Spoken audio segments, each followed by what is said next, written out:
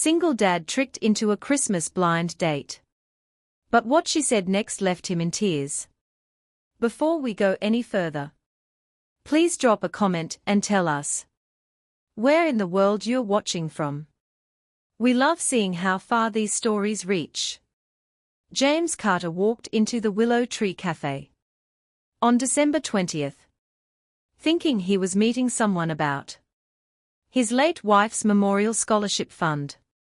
But the moment he saw the woman in navy blue scrubs sitting alone in the corner booth, the moment she looked up and said 5 words, that stopped his heart. "Lauren wanted me to find you." He realized instantly he'd been completely set up. And what she told him next would leave him crying in front of a room full of strangers on a Friday night, 3 days before Christmas. To understand why those words hit him like a brick, you need to know what his morning had looked like. Honestly, it looked like every morning for the past 2 years. Wake up at 5:30. Get his daughter Lily ready for school, while she barely said 3 words. Then drive to whatever building site Carter and Son Construction was working that week. This particular Friday, he was on a house renovation in the suburbs outside Manchester, ripping out a kitchen that hadn't been touched since the 80s.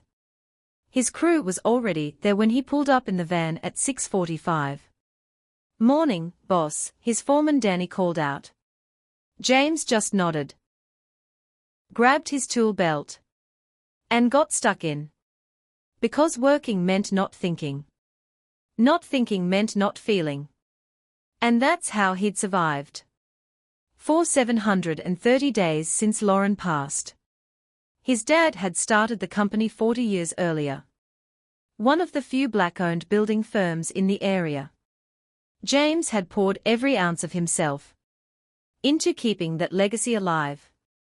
Around noon his phone rang. He was sitting in the van eating a sandwich that tasted like cardboard when his best mate Sarah's name flashed up. He almost didn't answer. Sarah had been on at him for months about getting back out there. He wasn't interested. "Hey, love, what's up?" he said, mouth half full. Sarah's voice came through far too bright for a Friday lunchtime. "Remember how Lauren always talked about starting that scholarship fund? Helping kids from tough backgrounds get to uni, anywhere they dreamed of going." James felt his chest tighten. Yeah, he remembered. They'd talked about it in the hospice bed 2 weeks before she passed, her hand in his, making him promise he'd do something good with her memory. "Of course I remember," he said, voice rougher than he intended. Sarah kept going like she'd rehearsed this.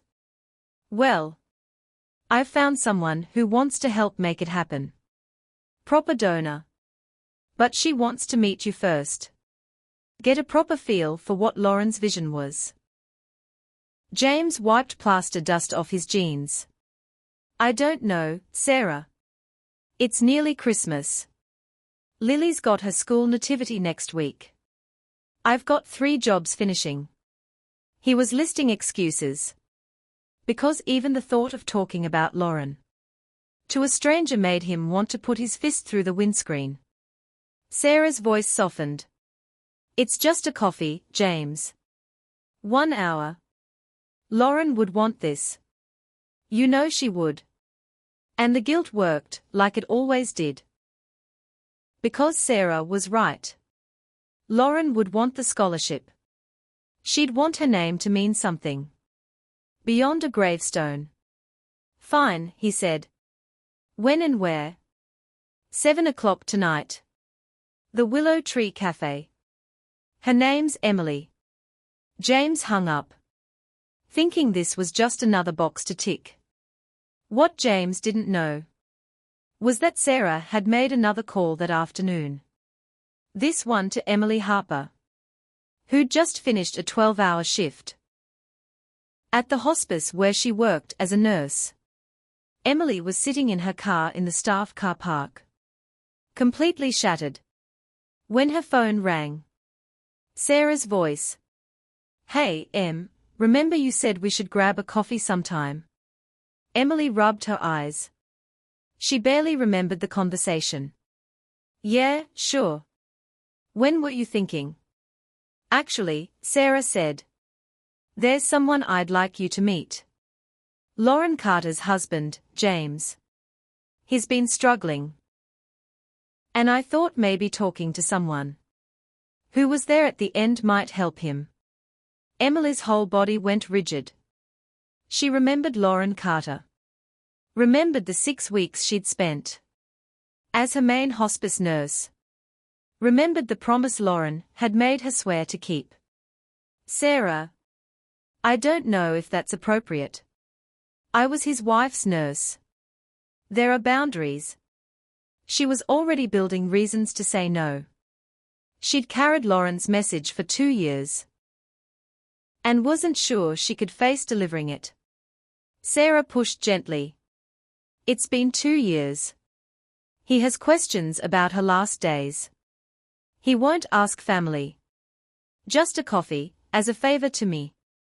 Emily felt the weight of that promise sitting like a stone in her chest. "Okay. Fine. But just as a friend helping him process. Nothing else." "Obviously," Sarah said. "Tonight at 7. Willow Tree Cafe." Emily hung up, already knowing this would be the hardest coffee of her life. James arrived at 6:55. Because being early was wired into him from 20 years running building jobs. He scanned the room for someone who looked like a big donor type. Saw a woman in the corner booth in hospital scrubs and thought, maybe a doctor with money. Walked over. "Emily. I'm James Carter." He held out his hand. She looked up. And her face did this thing where recognition hit like a slap. James didn't recognize her at all. 2 years earlier, when she'd been in his house caring for Lauren, he'd barely been able to remember his own name. "James, yes. Hi. Please, sit down." Her voice trembled just a little. He slid into the booth opposite her, thinking she seemed oddly nervous for a donor. They did 30 seconds of painful small talk before James said, "So, Sarah mentioned you're interested in Lauren's scholarship fund." Emily's face changed to confusion. "Scholarship fund? She told me you had questions about Lauren's final days. That you needed to speak to someone who was there." James felt his stomach fall through the floor. "Wait, what? You knew Lauren?" Emily nodded slowly. "I was her hospice nurse. I was with her for the last 6 weeks." James stood up so fast. His chair scraped loudly across the tiles. Every head in the cafe turned. "Sarah set this up," he said, too loud. He didn't care. "This isn't about a donation. This is a bloody blind date. Disguised as a business meeting." He grabbed his coat off the chair back, feeling betrayed, furious. Like the walls were closing in. Emily stood too. "I'm so sorry. I didn't know. If I'd known, I never would have come." She looked genuinely upset, which took some of the anger out of him. But he still needed to get out. "It's not your fault," he said. "Sarah had no right. I'm sorry you got dragged into this." He headed for the door, weaving between tables, just needing air. "James, wait." Emily's voice cut through the cafe noise. "Lauren wanted me to find you." He froze, hand on the door handle. Back still turned. If he looked at her, he might actually break. "What are you talking about?" he said without turning. Emily's voice shook, but stayed determined. "Before she passed, she made me promise something," she said. "2 years from now, Christmas week. Find James and tell him this for me. She knew you'd shut down. She knew you'd stop living. And she wanted me to deliver a message." James turned slowly. The whole cafe had gone quiet. Everyone watching like it was live theater. His eyes were already burning. "She planned this, 2 years ago." Emily nodded, eyes wet. "She loved you so much, James. She wanted to make sure you'd be okay. Please, sit back down. Let me tell you what she said. I've been carrying her words for 2 years." James walked back on legs that felt like water. The cafe was still staring. He slid into the seat without a word. Throat too tight to speak. Emily reached into her bag with trembling hands and pulled out a worn, sealed envelope. James saw his name in Lauren's handwriting and felt like someone had punched into his chest. "She gave me this the night before she passed," Emily said quietly. "Made me promise not to open it. Just to give it to you. Exactly 2 years later, Christmas week.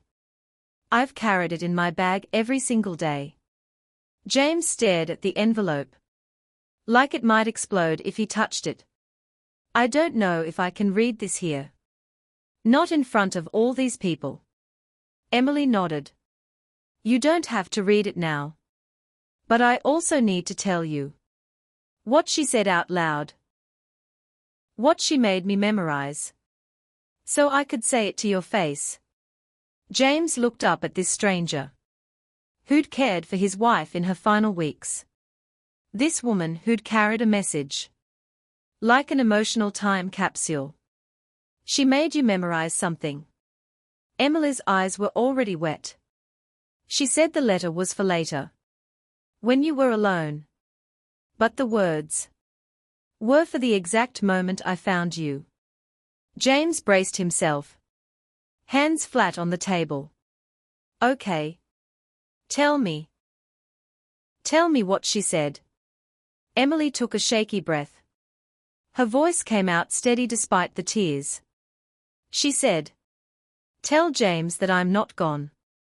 I'm in every sunrise he shows Lily. Every house he builds with those strong hands. Every moment he chooses joy over grief. Tell him that loving me doesn't mean stopping his life. It means living it fully. Because I can't anymore. Tell him 2 years is long enough to mourn. It's time to let someone new make him smile." James put his head in his hands. Shoulders shaking. Crying openly in a cafe full of strangers. He couldn't have stopped if he tried. Emily reached across and took his hand. Pure nurse instinct. She also said, "Tell him Lily needs to see him happy. Not just surviving. That little girl is watching everything. And learning that grief lasts forever. And Lauren didn't want that." James looked up, tears streaming. How did she know? How did she know I'd still be stuck 2 years later? How did she know I'd be going through the motions? Like some kind of robot. Emily's thumb moved gently over his hand. "Because she knew you, James. She said you'd bury yourself in work. You'd build beautiful homes for other families. While your own house stayed frozen in time. You'd put Lily first and yourself never. And she wanted you to know. That's not what she wanted for you." The waitress appeared silently. Placed a box of tissues and 2 glasses of water on the table. Then walked away. James grabbed tissues. Tried to pull himself together. "I haven't put up Christmas decorations in 2 years," he said. Lily asks every year. I make excuses. Say we are too busy. Say maybe next year.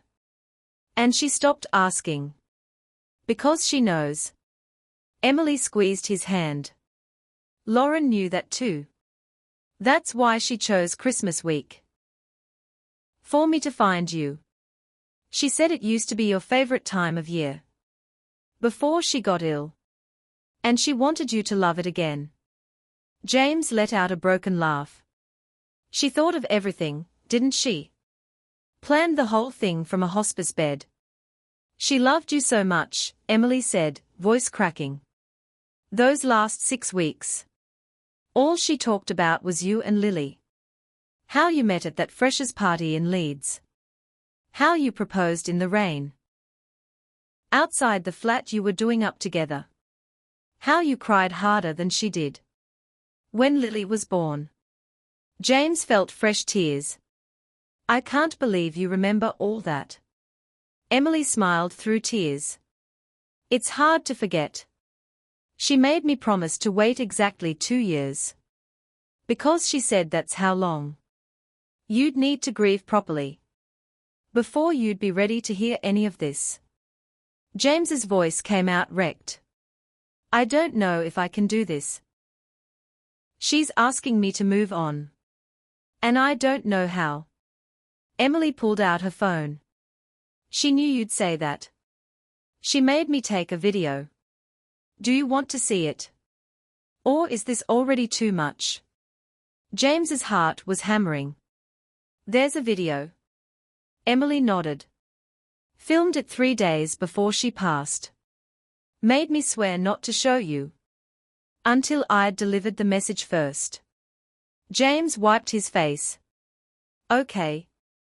Yeah. Show me. I need to see her. Emily turned the phone. There was Lauren in the hospice bed. Thin, but smiling that smile. James used to wake up to every morning. Her favorite headscarf slightly crooked. Like always. Hi, love, Lauren's voice came through. If you're watching this, it means Emily found you. And it's been 2 years. I'm hoping you're doing okay. James made a sound like all the air had been knocked out. Lauren kept going. I know you, James Carter. I know you're probably still wearing that old Leeds United hoodie. I tried to bin about 5 times. Still eating toast for dinner. Still working yourself into the ground. On building sites. Because it's easier than feeling anything. James was crying so hard he could barely see. But here's the thing, my darling. Lauren's voice softened. I didn't marry you so you could stop living. When I did, I married you because you built me a life I loved. Literally and figuratively. You built our home with your own hands. And filled it with laughter. Lily deserves to see that version of you. The one who smiles. Who jokes. Who makes awful pancakes on Sunday mornings. Lauren's eyes were wet in the video too. So I'm asking you, 2 years later. Try. Go on a date. Put up the Christmas decorations. Let yourself be happy without feeling guilty. And if Emily's watching this with you, be kind to her. She's carried this message for 2 years. Because I asked her to. And she's pretty incredible. Lauren blew a kiss at the camera. I love you forever, James. Now go live, for both of us. The video ended. James and Emily were both sobbing. Half the cafe was crying too. A woman 3 tables away was weeping into her soup. The waitress brought more tissues without a word. They sat in silence for minutes. Just breathing. Finally James said. I'm sorry Sarah tricked you into this. This isn't fair on you. You were just keeping a promise. And I'm falling apart. Emily shook her head. Actually, I'm glad she tricked me. I've been trying to work out how to reach you. 4 months.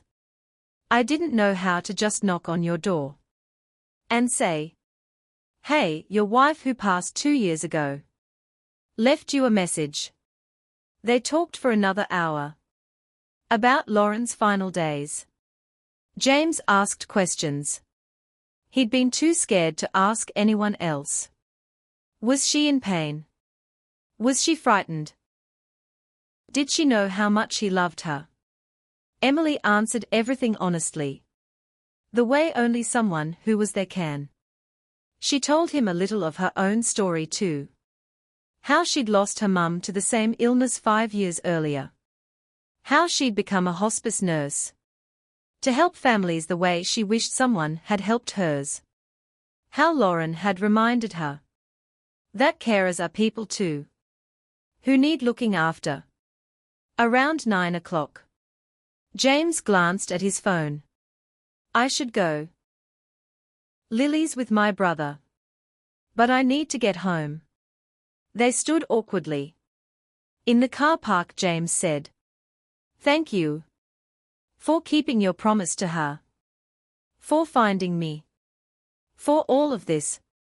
Emily replied, "Of course." There was a moment. Neither knew what to do next. Sarah probably thought this would turn romantic. Or something, James said tightly. But I'm not ready for that. I'm sorry. Emily looked relieved. I'm not either. Honestly. I wasn't looking for a date. I just wanted to deliver the message. James exhaled. Okay. Good. We are on the same page. They said awkward goodbyes and drove off in opposite directions. James sat in his van in the driveway for 20 minutes, staring at the sealed letter, before finally going inside. 3 days later, December 23rd. He still hadn't opened it. It sat on his bedside table, taunting him. Lily came into his room that morning. Before school. Fresh braids swinging. "Daddy, what's that?" she asked, pointing at the envelope. "Just a letter from Mummy," he said thickly. "She wrote it a long time ago." Lily climbed onto the bed. "Are you going to read it?" "When I'm ready, sweetheart." She went quiet for a moment. Then in a small voice. "I miss her. But I also miss you. You're here. But you're not really here." James felt like she'd hammered a nail through his heart. "What do you mean, love?" Lily looked at him with eyes too old for 7. "You don't smile anymore, Daddy. You don't do Christmas stuff. Mummy loved Christmas. And now we don't even have a tree. We don't even go to Nana's for Christmas Eve dinner anymore." James pulled her into a hug, realizing she was right. He'd been so focused on surviving. He'd forgotten his daughter was watching. Learning that this is what life looks like after loss. He made a decision that felt half mad. Pulled out his phone. Called Emily. When she answered, sounding surprised, he just started talking. "I need help. I know this is weird, but I need to decorate for Christmas for Lily. All Lauren's decorations are in storage. And I can't face them on my own. And I don't even know why I'm calling you, but..." Emily cut in gently. "I'll be there in 20 minutes. Text me your address." Emily arrived 20 minutes later. In jeans and a hoodie. Looking nothing like the calm nurse from the cafe. Lily opened the door. Eyes wide at the stranger. "Who are you?" Emily knelt to her level. "I'm Emily. I'm a friend of your dad's. I'm here to help with Christmas decorations. If that's okay with you." Lily's face lit up like someone flicked a switch. "We're decorating." "Really? Daddy said we could." James appeared behind her, looking equal parts grateful and terrified. Yeah, baby. We're decorating. Emily's going to help us. Because I can't do it alone. They drove to the storage unit in the van. Lily chatted non-stop in the back. About baubles she remembered from when she was tiny. When James unlocked the unit and saw all the boxes labeled in Lauren's handwriting, his hands started shaking. One box read, "Christmas, handle with joy." He stood frozen until Emily touched his arm. One box at a time. If it gets too hard, we stop. Okay. James nodded. They loaded the van with what felt like his entire past packed in cardboard. Back home, they spent 3 hours transforming the house. Emily strung lights along the porch. James held the ladder. Lily directed everything like a tiny foreman. That wreath goes on the door. The snowman goes in the front garden. Mummy always put the star on last. Her voice was so full of excitement. James felt his chest ache watching her. They found Lauren's old Christmas playlist on a dusty iPod. Driving home for Christmas, filling the room. For the first time in 2 years, the house felt alive. Instead of like a shrine to grief.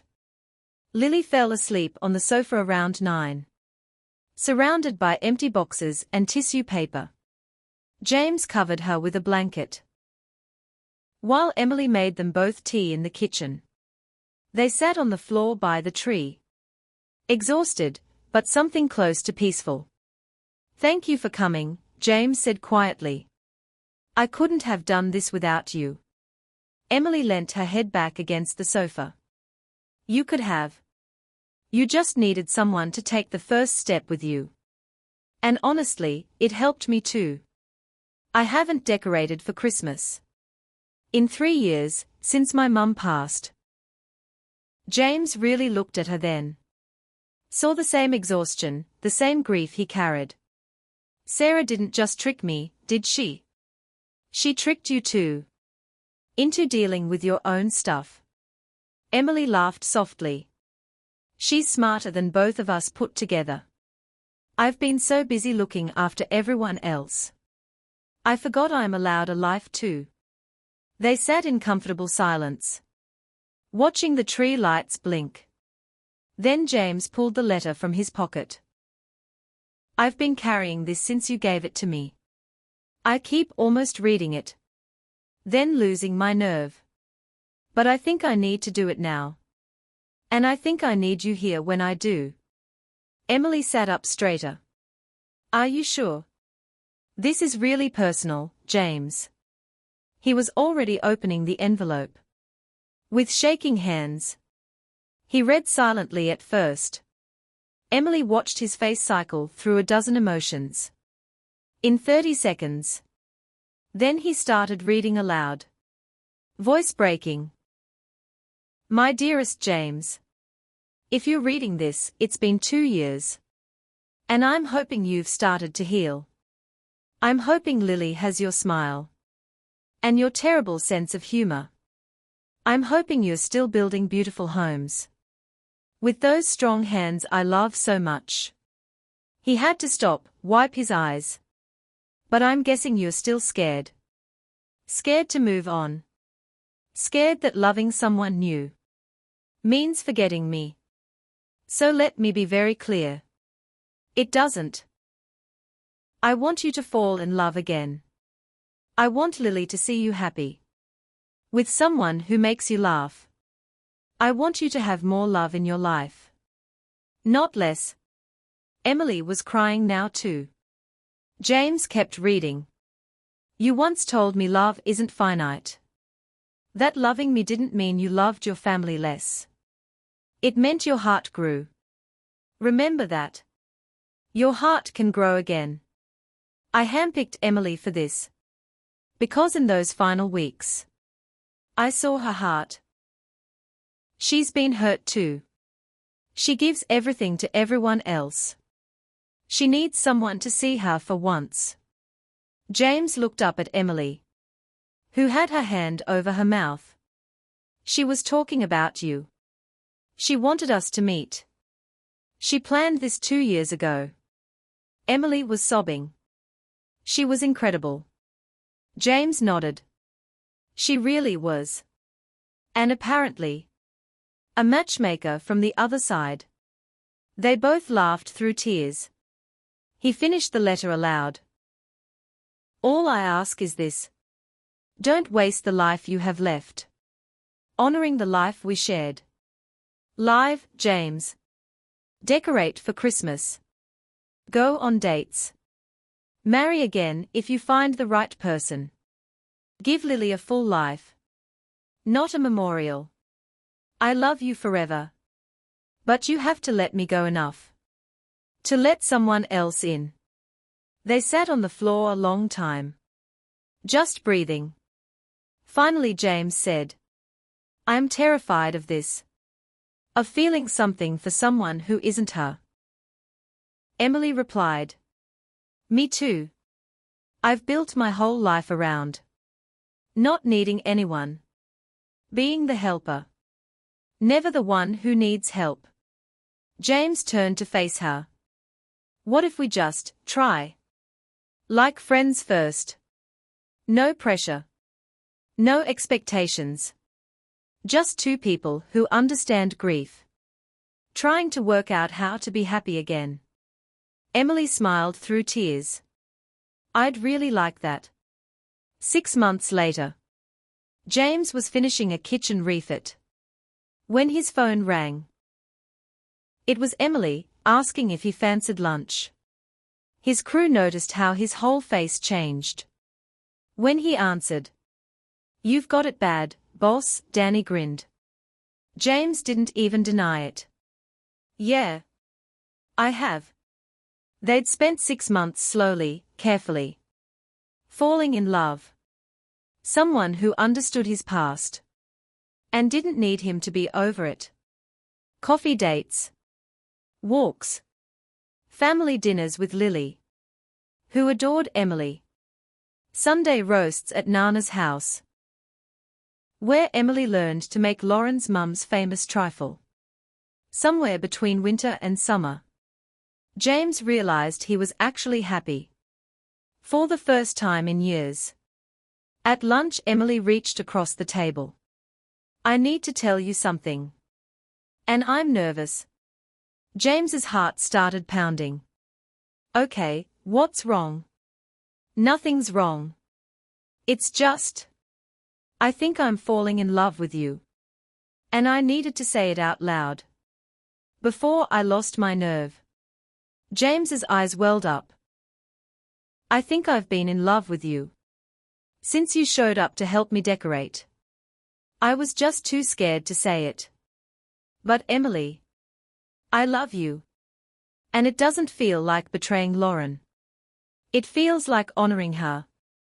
Because she wanted this. 1 year after that first cafe meeting, James asked Emily to meet him at the Willow Tree Cafe. She arrived looking confused. Why here? They walked to the same corner booth. Because this is where you delivered Lauren's message. Where you cracked me open. And reminded me how to live. And I need to ask you something. Right here, where it all began. He got down on one knee in the booth. Emily Harper. You saw me at my absolute lowest. And you didn't run. You helped me rebuild my life. Brick by brick. You love my daughter like she's your own. Will you marry me? Emily was crying before he finished. Yes. Absolutely yes. I can't imagine my life without you two in it. The whole cafe erupted in applause. The same waitress from a year earlier came running over. I was here that night you both cried. I knew you'd end up together. They got married the following spring. Small outdoor ceremony. At his Nana's church. With just family and close friends. Lily took her job as flower girl so seriously. She had a written checklist. James's vows. Lauren taught me that love multiplies. It doesn't divide. Loving you doesn't mean I loved her less. It means my heart grew. Just like she said it would. Thank you for being patient. While I worked that out. Emily's vows. You taught me that carers need care too. That it's okay to let someone see my heart. Lauren left me a gift. When she asked me to find you. She gave me a family. I didn't know I needed. During the reception. Lily pulled Emily aside with her serious face. Are you my mummy now? Emily knelt down carefully. I'm your Emily. Your Lauren will always be your mummy. And I would never try to replace her. But I'll always be here too. Is that okay with you? Lily thought for 3 seconds. Then threw her arms around Emily's neck. That's perfect. Mummy would really like you. The next Christmas. They were all in their house decorating together. Photos of Lauren sat on the mantelpiece. Right next to their wedding pictures. Because you don't erase the past. You honor it. While building the future. Lily was teaching Emily. Her mum's hot chocolate recipe. The one Nana had passed down 3 generations. James was attempting to hang outdoor lights. Without Emily's help. And failing spectacularly. When Emily walked over to steady the ladder. He looked down and said, "Thank you. For carrying that message. For seeing me when I was invisible." She squeezed his ankle. "Thank you. For letting me in. For teaching me that my heart could grow too. Sometimes being tricked is the best thing that ever happens to you." James thought he was meeting a donor. And walked into a setup that saved his life. Emily carried a message for 2 years. From a dying woman. And delivered it to a broken man. And ended up healing her own heart in the process. This story is for everyone stuck in grief. Thinking they don't deserve happiness. For everyone who needs permission to move forward. For everyone learning that loving again doesn't erase who you lost. It honors them. By choosing to keep living. Lauren gave James that permission. From a hospice bed. He took it. And his life grew because of it. If this reminded you that hearts can heal. That love multiplies. And second chances are real. Hit subscribe. Share this with someone who needs to hear. It's okay to be happy again. Thanks for being here with us. And remember, the people we lose want us to live fully, not just survive.